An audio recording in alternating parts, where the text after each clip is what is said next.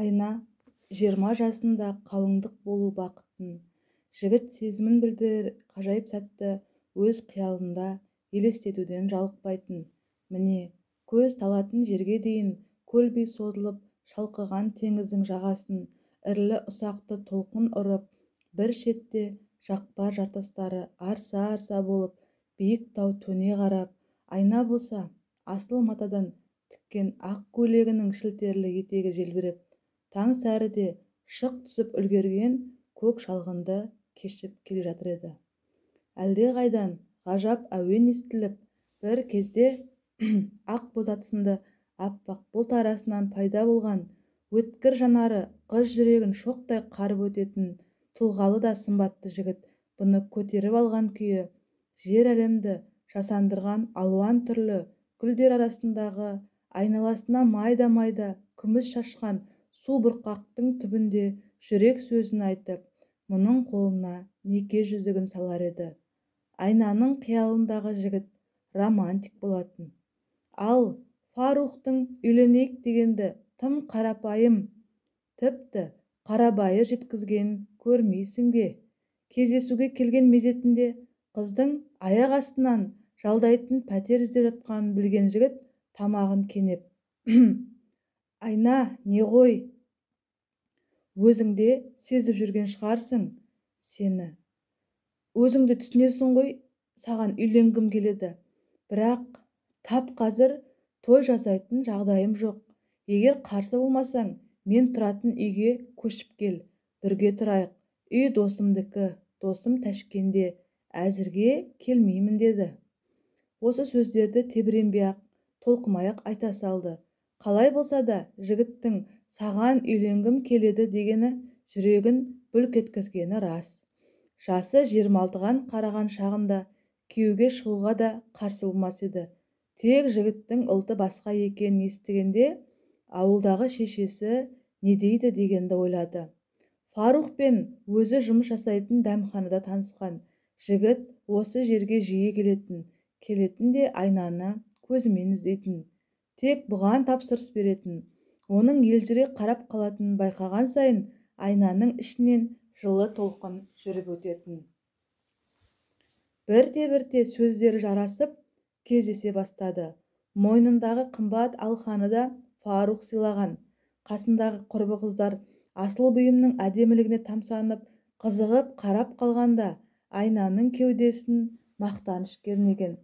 Бірақ бәрі осылай тез болады. 3-ақ ай бұрын танысып, 3-4 қыдырған жігітпен аз уақыттың ішінде бір шаңырақ астында табысам деп ойламаған. Әуелі 4 қыз болып тұрып жатқан пәтерден бір қыз елге кетем деп, тағы біреуі туысым көшіп келді, сонда тұрамын деп шығып кетті.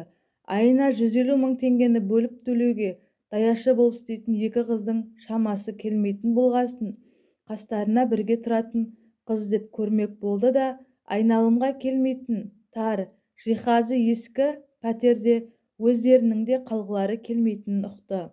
Хабарландыру бойынша пәтер іздеп көріп еді, жұмысқа жақыны қымбат, ал арзаны қашықта болып шықты. Қасындағы қыз заттарын жинап кетіп қалды. Айна да тезірек басқа пәтер табуы керек. Шешесі жастай үй тірлігіне жұмсап, шаруаға пісіріп тастаған қыз тазалықты жақсы көретін. Осы жолы да ескі пәтерді жуып тазалап кілтін иесіне тапсырды. Фарух түн ішінде таксимен көшіріп әкетті. Ол даңғарадай үйден түкпірдегі оңаша бөлмені таңдап алды. Жігіт 1-ші қабатта екен. 2 қапталында кейбіреуі ақ, кейбірі қызыл кірпішті 2 қабатты жеке үйлер қатар тізілген кең көшенің бір шеті әрі-бері көлік ағылған үлкен жолмен қиылысып, екінші шеті өзенге барып тіреледі. Өзеннің бергі жағындағы стадионға 100 адам тиіп тұрған әдемі үйдің сұр түсті қақпасы да ерекше еңселі. Есігінің қай тұста екенін айырып болмастай тұтас құйылған. Айнаның бұл үйге келгеніне 10 шақты күн болды. Ауланың ішіне бірыңғай сарғыш тақтатас төселген. Бір шетінде гараж бар. Жуан бағандар 2 қабатты үйдің кіреберісіне әжептәуір салтанат беріп тұр. Үйге 8 қатар баспамен көтерілесің. Терезелері кең, Айнаға үй қатты ұнады, жарқырап тұр. Қайда қараса да бір үйлесімді, әдемілікті көрді. Кең үйге жететін ештеңе жоқ екен. Бәрінен бұрын тегін болғанын айтсайшы. Кафедегі жұмысынан шаршап жеткенде жаны қуанатын болды. Жердің бетіндегі жұмақ мекенін тапқандай болып, кей күндері жұмысқа барғысы келмейтін. Тып-тыныш, ешкімнің даусын естімейсің. Ешкім ауладағы орындыққа аяғымен шығып отырмайды. Ешкім былш еткізіп түкірмейді. Бұл үйге тез бауыр басты. Төменгі қабаты үлкен кіреберістен, ас үй мен қонақ бөлмеден, ал үстіңгі қабаты 4 бірдей жатын бөлмеден тұрады. Өзімізге бір-бір жатын бөлме жетіп жатыр, қалғанын жалға берсек, мысалы әр бөлмені 30 мыңға жалдаса деп ойлады Айна. Осы үйде екі жастың бір-біріне құштар көңілдерімен байланған алаңсыз күндері басталды. Көп сыр көзбен айтылады. Фаруқ көп сөйлей бермейді, бірақ қолы ашық. Екеуіне мол жетер азыға келеді. Айнаның да көп айтатын әңгімесі жоқ. Қатар отырып ас ішсе, біреу инстаграмда ақтарып, екіншісі футбол көреді. Ел ұйықтап жатқанда кетіп, таң ата келетін Фаруқ кейде біреулерден көкөністі көтерме бағамен алып, екінші біреуге сатып жіберіп, пайда таптым деп келеді. Көбіне күзетші болады. Кейде Айна түн ортасында қақпа сыртынан көліктің гүрілдегенін естісе, Фаруқтың такси шақырып жұмысқа кетіп бара жатқанын біледі. Күздің таңы ерініп атты. Жай мен бір қалыпты себелеген жаңбыр тамшылары қонған терезе әйнегінен көріп отыр. Бір қолына қол шатыр ұстап, екінші қолымен чемоданын сүйреген қыз көзімен такси іздейтін тәрізді. Үстіндегі жұқа плашы да, аяқ киімі де қара екен. Қызғылт, сарғыш, жасыл сияқты ашық түсті бояуларды араластырып, үстіне төге салғандай көрінетін әдемі қол шатыр көшенің келбетіне бөлек ажар бергендей. Қара Тойота сырғып келіп, қыздың тұсына тоқтады. Такси керек пе, қарындас? Я, Нұрсәтке дейін қанша аласыз? Отырыңыз, келісеміз ғой? Қыз ұяла күлімсіреді. 600-ге келсіз бе? Сіздей сұлуды тегін апарса да болады. Отырыңыз. Қыз қол шатырын сілкіп жинап, таксистің қасына отырды. Оның үстіне сепкен нәзік жұпары бұның танауын қытықтап өтті. Уыздай боп бұлтиған екі бетінің ұшында жұқалтым қызғылты бар, ажарлақ екен. Қыздың бет-әлпетіне сұлулық беріп тұрған оның қалыңдау ұзынша біткен қасы мен пістен мұрны тәрізді. Шашын бос жібере салған, мойны мен иығы жып-жұмыр. Әсіресе көтеріліп тұрған кеудесі көз тартады. Осы қыздар қол шатырды не үшін ұстайды? Қыз таксистке таңырқай қарады. Сосын оның сөзін қалжыңы деп ұғып, ақырын жымиды. Енді көшеде су-су болып жаурап жүрмейміз ғой? Біз, мысалы, жүре береміз. Әне, ана жігіт те кетіп бара жатыр. Сіздерге болады, сіздер жігітсіздер, ал қыздарға болмайды. Неге? Өйткені бояуы езіліп кетеді. Олардың бүкіл сұлулығының күші бояуда демексіз ғой. Қыз күліп жіберді. Ол күліп отырып, өзінің қай бақытта келе жатқанын аңғара алмағандай. Жігіт музыка даусын көтере түсті. Мен шақсода, кулма кара, көзім сенга көзгу менга қара. Бұл әнге қыз да іштей тебіренетіндей. Бір кезде тас төбесінен бір қатты күш соғып өткендей болды. Ар жағы есінде жоқ. Айна көптен күткен демалысында үйді жақсылап тазаламаққа ынта-шынтамен кірісті. Көптен әйел қолы тимеген бе, бір талай қоқыс шықты. Бір аяғы бұлғаңдаған табуретка, үлкен ала сөмкелерге салынған иесіз ескі киімдер, ескі төсектер, 2 литрлік банкілер, босаған гүл құмыралары орын алып бөлмелердің сәнін бұзып тұр. Бұларды қайда апарса болады деп ойлады да гараж иесіне түсті. Бұл заттарды лақтырып тастаса, иесі іздеп жүрер, ал гаражда тұрса, сол жерден табады. Айна құлағындағы музыкасына елтіген күйі шаршайтын емес. Гараж ыбырсып кетіпті. Үйден шығарған керексіз заттарды орналастырмас бұрын бұрыштағы ескі қораптарды реттеп қайта жинап, бұрын су қорын жинақтап қою үшін алынса да пайдаланылмай қалған пластик бөшкенің ішіне дейін тазалап шықты. Оның ішіндегі бірнеше қол шатырды көргенде таңғалғаны да бар. үй иесінің әйелі сәнқой шығар деп ойлады. Қол шатырды аяқ киімі мен сөмкесінің түсіне қарай ала берсе керек. Жиналмалысы керек пе, таяқ сияқтысы, қамыстан, шілтерден жасалғаны керек пе, шетінен әдемі қол шатырлар. Шағын бос қорапты есікке қарай лақтырып жібермекші еді, онысы алысқа түспей бергі жаққа қонжиды. Аяғымен итере салмақ болды да, әуестік билеп ішін ашты. Оның ішіндегі тағы бір қорапшаны алып ішегін тартты. Қорапта алтын сақиналар, сырғалар, алқалар бар екен. Айнаның аузы ашылып қалды. Осынша алтынды гаражда сақтаған несі? Үй иесінің әйелі көшем деп асығып жүргенде алтын бұйымдарын қорапқа салып, артынан таппай қалған болды ғой деген ой басына бірінші келді. Оны айнаның қоқысқа тастай жаздағанын көрмейсің бе? Фаруқ кеште жұмыстан келген кезде үйдің тап-тұйнақтай болғанын бірден байқады. Жаным, бәрін жарқыратып қойыпсың ғой, мына құмыраны қайдан алдың? Жоғарыдағы бөлмеден, диванды мына бұрышқа қойған үйлесімде екен. Саған ұнай ма? Ұнағанда қандай? Жігіт сүйіктісіне әкелген тәттілерін ұсынып жатып, оны құшақтай алды. Демі күйдіріп барады. Оның тегеурінді құшағынан босап шыққан қыз жаңалығын айтқанша асық. Мә, досыңнан сүйінші сұра, мен оның әйелінің алтындарын тауып алдым. Фаруқтың қабағы көтерілді. Жөндеп айтшы, ештеңе түсінбедім. Үйді жинап болып қарасам, құр босқа тұрған керексіз заттар көп екен. Сосын оны қайда қойсам екен дедім де, не болса да гаражға қояйын дедім. Онда барсам, ол жақта шашылып жатыр. Жинап жүріп қаншама қоқыс шығардым. Содан бір қорапты бос қорап деп ойлап, қоқысқа тастай жаздадым. Қарасам, сенесің бе, іші толған алтын. Қарашы. Айнам балаша мәз болып қораптағын әкеліп төсектің үстіне шаша салды. Жарқыраған алтын бұйымдар көздің жауын алады. Сен гаражда не істеп жүрсің? Қалай аштың? Фаруқтың даусы өзгеріп естілді. Жинадым, кілтін тауып алдым. Үйді жинасаң жетпей ме? Гаражда не шаруаң бар? Жігіт аяқ астынан ашуға мініп, қою қастарының ортасы қосылған күйі қыздың білегінен қатты ұстап сілкілеп жіберді. Неменеге тіміскілеп жүрсің? Кім рұқсат берді саған? Айна оның ашуынан қорқып кетті. Көз шанағына жас жинала қалды. Қолымды ауырттың ғой. Не болды сонша? Гаражға кірсе не болады екен?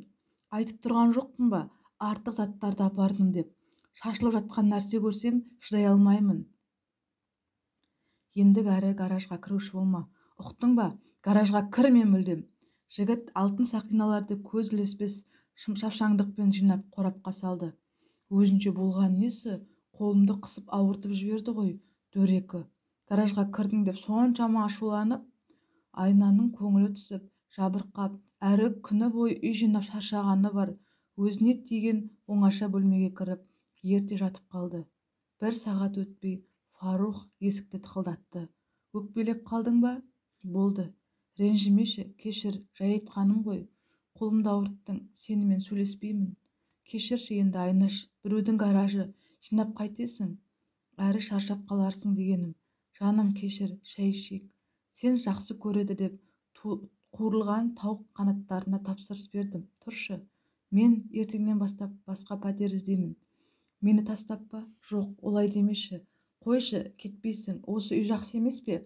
Саған ұнап еді ғой? Әрі біз қосыламыз дедік қой. Ренжітсем кешірші, кетпеші. Мені тастап қайда кетпексің?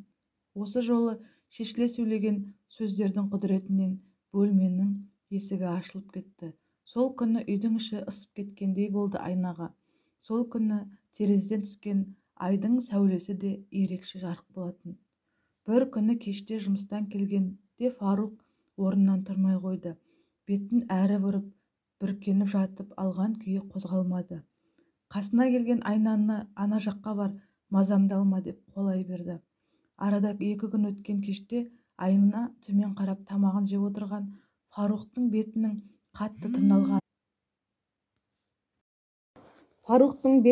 қатты тырналғанын көріп, қалшиып қатып қалды. 2-3 қатар түскен сызықтың тырнақ ізі екенін көрініп тұр. Кей жерінің тыртығы жазыла бастапты. Неменеге қарайсың сонша? Бетіңе не болған? Жай, бір жынды клиент. Тырнаған ба немене? Ақша бермеу үшін бе? Фаруқ Осы кезде ашуға мінді. Қолындағы қасығын есік жаққа лақтырып жіберді. Баршы ана жаққа, есікті сыртынан жауып кет деген ызбарлы дауыстан Айнаның тұла бойы тоңып кеткендей болды. Одан бері де күндер өтті. Байқайды, бастапқыдай емес. Қыз бен жігіттің екеуінің де бір-біріне деген алып ұшқан сезімі бас алқытатқандай, тіпті бұрынғыдай бір-бірін көргенде қуанбайтындай, бір-бірінің қасына жақындауға да ынтықпайтындай. Айнаға қасындағы адам өзі танығаннан бөлек адам сияқты көріне беретін болған ба? Алғаш танысқан кездері жайдары мінезді сияқты көрініп еді. Жоқ, оның қабағы көбіне қатыңқы жүреді. Ал қоқыс жәшігінен бір шетіне қан жығып, умаждалып жатқан жібек шарпты көргенде бойынан бір діріл жүріп өткендей болды. Әйелдің шарпы қайдан жүр дегенді ойлағанда бір жағы көңілін қызғаныш билегендей. Айнаның бұдан бойын аулақ ұстай бастағанын байқағалы көңілі тыншымайды. Бастапқыда мұның махаббатына ол да құштар көңілмен жауап беретін, ол да бұны жақсы көретіндей еді. Ашық жарқын қазақ қызы жанары жарқырап жымиғанда мұның кеудесін бір көңілді күй билейтін. Қыздың мінезі, өзбектің құйқылжып төгілген бойы еріксіз үйіріп әкетер көңілді әуеніне ұқсайтын. Жалдайтын пәтер іздеп жатқанын білген бойда өзі тұрып жатқан үйге шақырғанда ішінен бас тартпаса екен, келсе екен деп тілеп тұрған. Қыз келісті. 30-дағы жігіттің болжамы дұрыс екен. Айна шынымен де менің жарым болсын дейтін қыз болып шықты. Үйді таза ұстайды, тамақтың да бабын біледі, палауы да өзбегіңнен кем емес. Тек соңғыдағы оқиғадан кейін бұған сенімсіздікпен қарайтындай, бұдан көңілі суығандай, жанары да бұрынғыдай жарқырап тұрмай, әлде бір үрей жасырынған ба? Қай жерден сезік тудырды екен, қай кезде секем алып үлгерді? Ол оқиғаның болғанына да жарты айдай болып қалған еді. Күн таңмен бұлттанып, жаңбыр жауып тұрды. Көшеде қол шатырлары пайда болды. Жоқ, бұл күндері оның қияли біреулер сияқты мұңға батып, не езіліп төсектен тұрмай жататын мінезі жоқ. Бұлтты күн оған әлде бір құпиясына ынтықтырып, алда болатын бір қызықтан үміттендірер еді. Бұл күні оның жаны қуанады. Жаңбырлы күндер өзіне жағымды болса, ашық күндерді сағынудың не керегі бар? Осындай күні көлікпен көшеде жүргенді ұнатады. Әсіресе күзде тамшы бүркіреген терезеден салқын мен жаңбырдан қорғанған жұртты тамашалап келе жатқанның өз рақаты бар. Бұндай күні жерге жиналған қақты да, жаңбырға малшынған адамды да бір реңкте көруге болар еді. Жұқа күртке киген әйел сөйлемпаз екен. Өзінің кеше ауа райы болжамын қарамағанын, пәтеріне қайта кіріп қол шатыр ала шыққанын, жолға шығып бара жатып бірдеңені ұмытып кеткенде қайта кіргенді жаман ырым деп санайтынын ауыз жаппастан айтып жатты. Шынымен де жаман ырым болуы мүмкін деп ойлап отырды жігіт. Осы адамдар алдындағысын қалай болжап біледі екен? Көлігін қала сыртына қарай бұрған кезде музыканы бақыртып қойды. Телефонын шұқылап отырып қай бағытқа кетіп бара жатқанын байқамаған әйел бір кезде басын көтеріп жігіттің бетіне қарады. Сіз қай жаққа жүріп кеттіңіз? Алаңдамаңыз, апарамын. Ана жақтағы жолды жөндеп жатыр, айналып өтеміз. Әйел оның жүзіне таңырқағандай бір қарады да қайтадан телефонына үңілді. Телефоны өте қымбат еді. Жігіт бір сәтте бір қолымен әйелдің желке тұсынан алып, екінші қолымен аузын жаба қойды. Заты әйел болғанымен қайратты екен. Алыса кеткенде бұған әл берер болмады. Арпалысып жатып, ызадан әлде қорыққаннан жылағанын көрді. Бұл өзі жылаған адамды жек көреді. Жылайтындарды қорқақ, әлсіз адамдар деп ойлайды. Жылайтын адамдарды одан сайын ұрса, айызы қанғанша сабаса, азаптаса обалы жоқ деп білетіндіктен жалынып, жылаған әйелді аяусыз ұра берді. Мұның бала күнінде қол-аяғы сіресіп, сал боп қалған әкесі дәл осы әйелдей жалынышты жылайтын. Сол кезде шешесі оны сабайтын, оған тамақ берерде аузыңды аш деп ақыратын. Әкесі аузын ашқанда шешесі дәмсіз, құрғақ ботқаны үст-үстіне тыққылап, ғаріп адам оны жұтып үлгермей қақалып жатса да шешесі же деп қасықты оның өңешіне тыға жаздайтын. Сол кезде әкесі көзінен жасы барлап үнсіз жылайтын. Оның осының ұсқынын көрген сәтте баланың жаны түршігіп, әрі жүрегі қатты дүрсілдеп не істерін білмейтін. Сол кезде шешесі жылағаны үшін әкесін мұның көзінше тағы ұрып соғып тепкілейтін. Әкесінің жылағанын көрген сайын бұл одан алыстайтын болды. Келе-келе жылайтын адамдарды жек көріп кетті. Жылайтын адам көрсе, шешесі сияқты сабақсы келіп тұратын болды.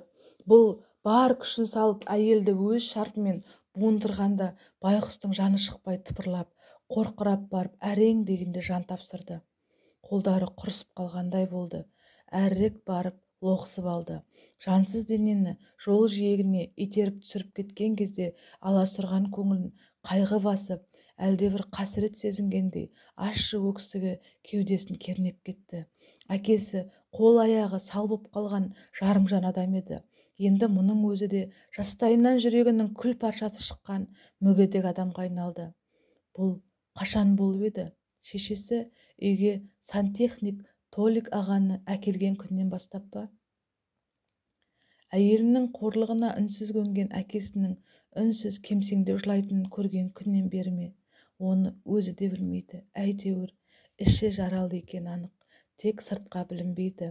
Сыртқа бұл мұңсыз адам болып көрінеді. Көз алдына мұның әкесін де, мұның өзін де бақытсыз қылған шешенің бейнесі. Бұған күйеуге шығып, бұл алыс сапарға кеткенде ақ төсегін арамдаған бұрынғы келіншегінің бейнесі кезек-кезек елестеп, көліктің рөлінен айырылып қала жаздады. Осымен 5-ші қол шатыр, деді ішінен. Таңғы ауа жанға жайлы, самал соғып, тынысты аша түседі.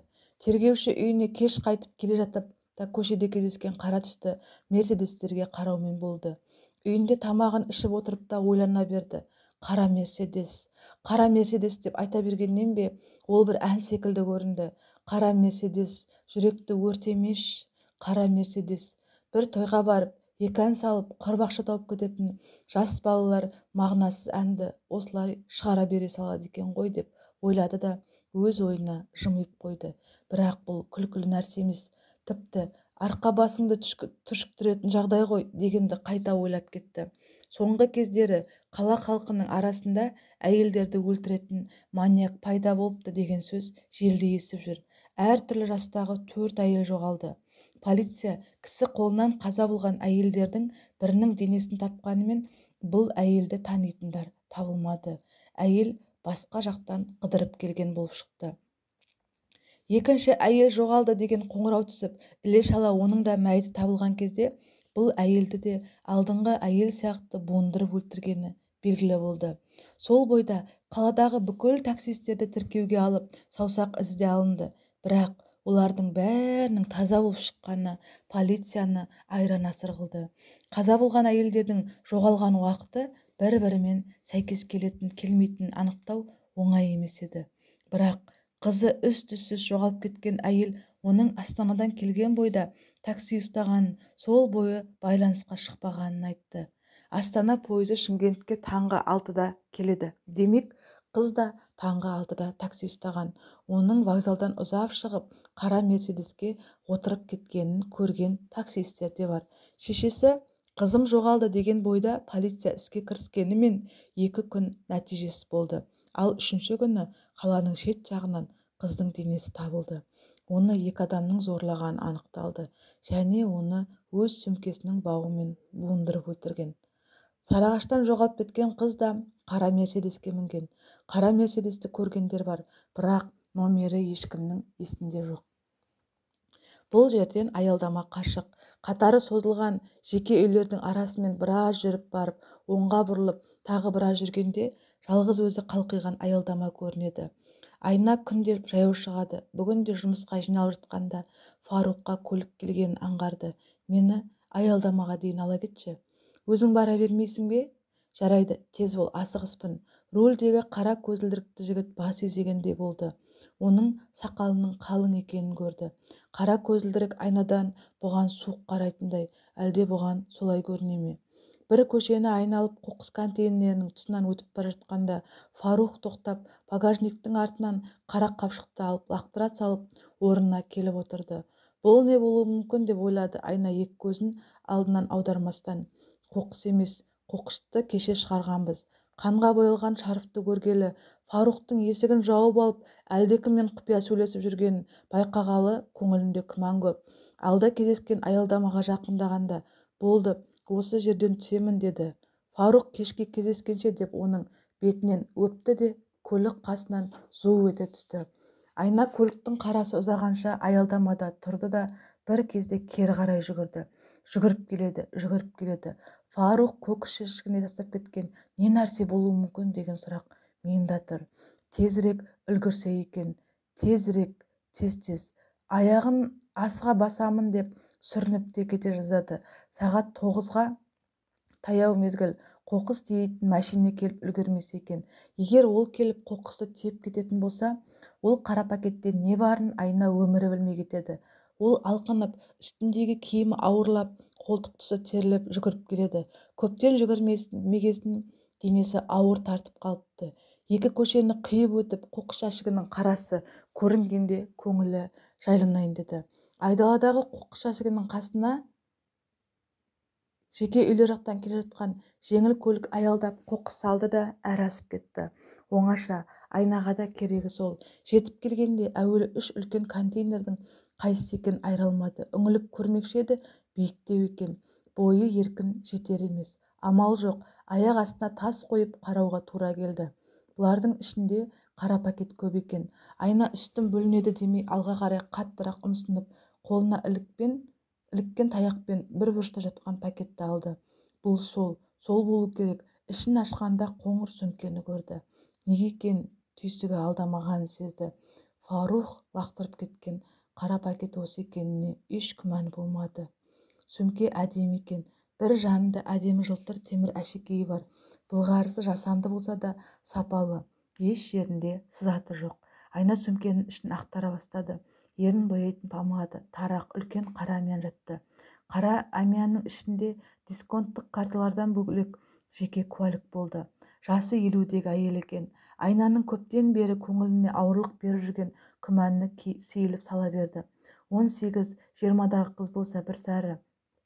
50-дегі әйелден қызғанғаны шынымен ақымақтық болар еді. Фарухтың шешесіндей адам ғой. Сонда бұл кімнің сөмкесі болды? Фарух оны неге қоқысқа салады? Өзінен сұраса ше? Жоқ, олай етуге болмайды, деді ішкі түйсігі. Бәрібір жартымды жауап бермесі анық. Әрі соңғы кезде мінезі өзгеріп кеткенін байқап жүр. Бірдеңе сұрайын десе тоң-торыс. Ол бұны бұрынғыдай жақсы көрмейтіндей. Екеуі сөйлесіп те жарытпайды.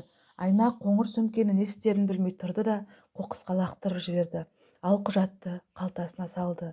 Не үшін олай еткенін ойланып жатпады. Ол Фарухты ұнатқан, көңіліне бірдеңе болғанын ұқты. Оны бұрынғыдай жақсы көре алмайтынын да, оның кейбір мінезінің оғаш көрініп, кей қылығын түсіне алмағанын ойлады. Өткен жолы бұған сақина тақты. Онысы бір өлшемге үлкен болып шыққанда, ұнамаса ломбардқа барып өткізіп жібер деп күңк етті. Ол өзі ұрлық нәрсе емес пе екен? Қағазда жоқ, ұсталған дүние секілді ме? Анау қасындағы сақалы қауғадай кім? Ол неге бұған суық қарайды? Тезірек бұл үйден кету керек, деді ішінен. Бүгін кете алмайды. Заттары да жиналған жоқ. Пәтер табу да бір жұмыс. Оның үстіне Фарухқа ешқандай сезік тудырмауы тиіс. Кім біледі, ертең міндетті түрде кетеді бұл үйден. Айна өзінің жүк сөмкесіне заттарын жинақтап сала бастады. Ұйықтап жатқанда өзінен өзі оянып кетті де, өзіне бет-аузын қалың сақалы басқан біреудің тесіле қарап отырғанын көріп, бақырып жіберді. Бұл өткен жолы көлігімен аялдамаға жеткізіп салған жігіт болатын. Кім? Не қылып отырсың? Жігіт миығынан күлді. Сенің ұйқыңды күзетіп отырмын, ханшайым. Сен қалай кірдің? Фарух қайда? Фарух! Дауысы шығып кетті. Неге шошыдың? Байқауымша сен батыр қыз сияқтысың. Мынау не? Ол алақандай бірдеңені мұның көзіне тақап ұстаған сонша қыздың көзі қиыланып кете жаздады. Бұл мұның сөмкесінде жатқан бейтаныс әйелдің куәлігі еді. Қайдан алдың деймін? Айт. Тауып алдым. Қыз тұтығып қалды. Өтірік. Сөмке қайда? Қайдағы сөмке? Қыз орнынан тұрмақшы еді. Жігіт оның екі иығынан басып тұрғызбай жауаптай берді. Сен біздің артымыздан аңдып жүрсің бе? Жоқ, аңдығансың, біз бұны қоқысқа лақтырғанбыз. Неге аңдып жүрсің? Айт. Қыз қорыққаннан әрі әлдебір қауіпті сезіп дірілдеп кетті. Жібер, тұрамын, иығымнан баспашы. Ол шыңғырып жатты. Оны еститін ешкім жоқ еді.